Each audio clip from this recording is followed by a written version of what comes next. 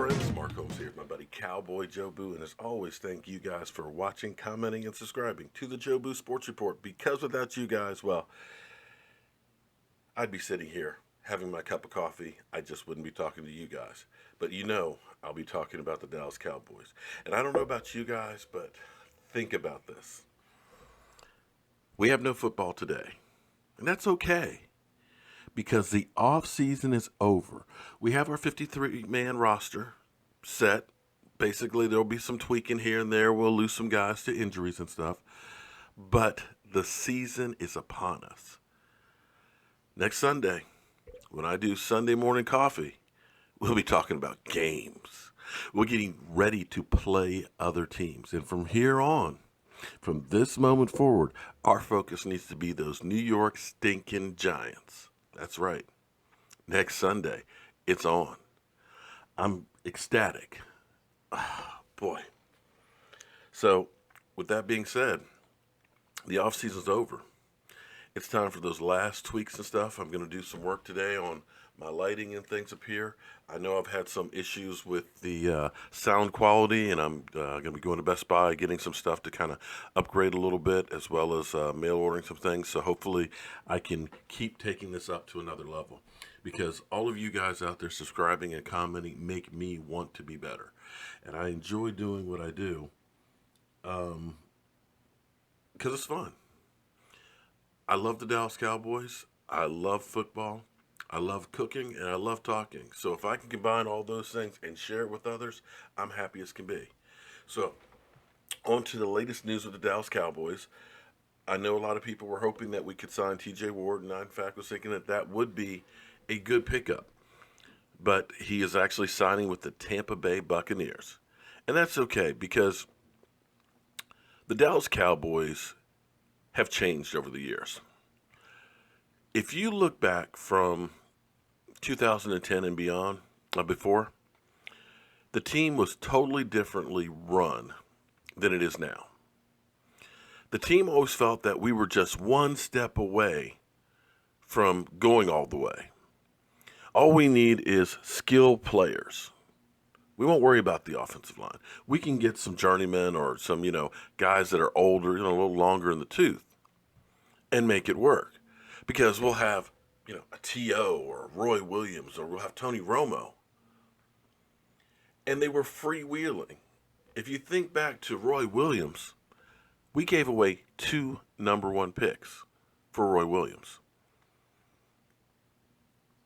Now, I got to tell you, very rarely in the NFL, when you give away multiple picks, does it end up working. Take a look at the Herschel Walker trade. Basically, Herschel Walker going to Minnesota gave us 3 Super Bowls. The Roy Williams trade was a disaster, and it kept us from getting more talent on the field. When you look at us moving up for Morris Claiborne, we gave up a first and a second. So it's not only that one pick that ends up being a bust. A second-round guy should be a starter, should be a good player on your team. When you look at free agency, when you look at teams that spend a lot of money on a big-name free agent, usually they're there about 2 years. One, because it's out of necessity, because you're paid for 2 years just when you sign them with the signing bonus.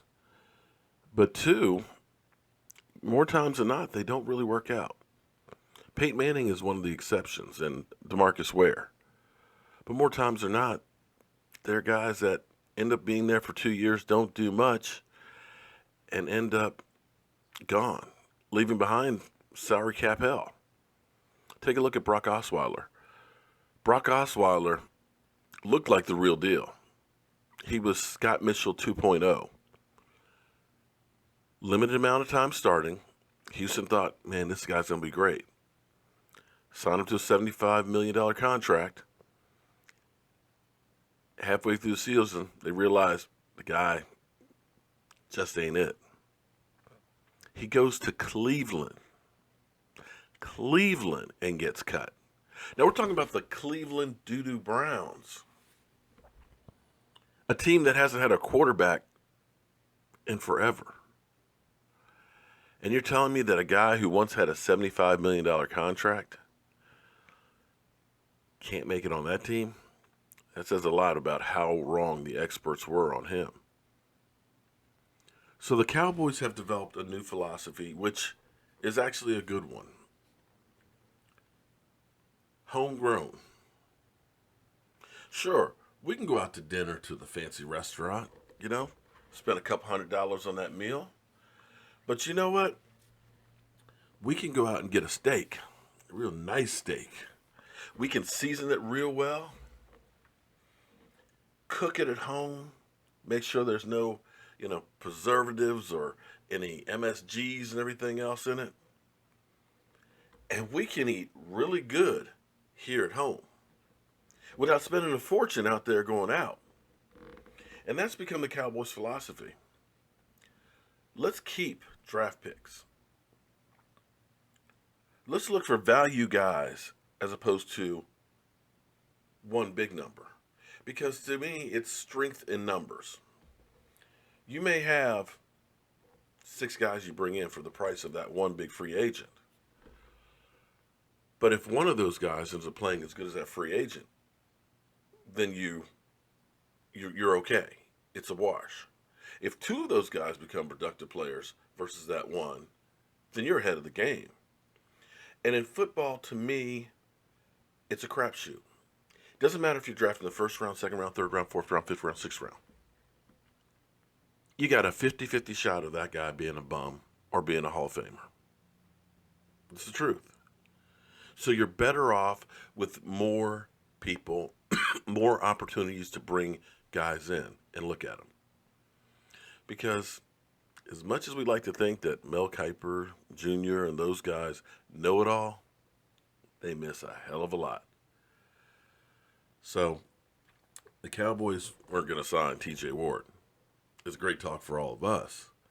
But they're not going to go out and spend a boatload of money on a guy who's 30 years old who may only be there for 2 years. They are building the team from young guys and looking at putting this team together and watching them grow and mature and to keep reloading. The Cowboys, this offseason, regardless of what you think about Jerry Jones and anything like that, the Cowboys over the last few years have done a remarkable job of turning around this team. We had aging veterans. We had guys that were overpaid. We failed in the draft.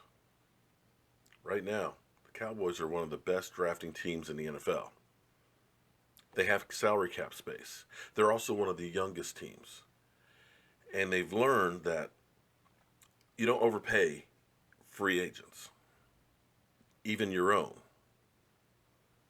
When you let a big name free agent go, you get a pick back in return.